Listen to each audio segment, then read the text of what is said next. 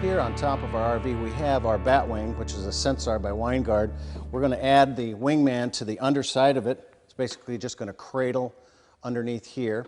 So the first thing we do, we're going to take these little rubber bumpers out. And you can just use your hand like I'm doing here, or if they're in there a little bit more stout, you can use a pliers, but these actually come out pretty good. This model has 3. Some models will have more than that depending on the year. And then line these up. It comes with these little push pins. We're going to get this one first. Pop it up when you hear it snap.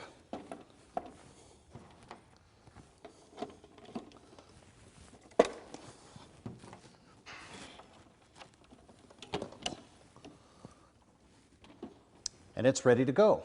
Now while we're up here, we're going to take a little bit of time just to do some maintenance on this. It's not something you have to do a lot, but the more you bring the unit up and down, the more you kind of feel some resistance as these pivot points start to get a little sticky.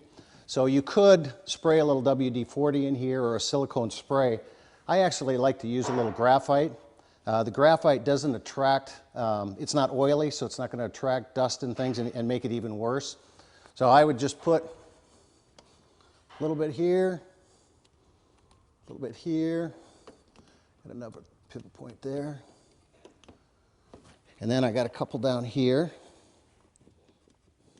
And then I just work it in a little bit along the sides.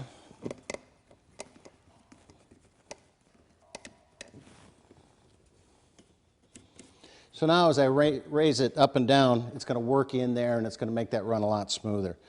The other thing while I'm up here too is I want to make sure all that caulking that's around here is good and solid. If I got any things that start to peel, I see all the way around here, this looks pretty good. It's sealed real well. I don't want any moisture going inside that. And then the last thing is just check your coax cable. Make sure the boot's over the top of it here. It's nice and tight, got a good connection.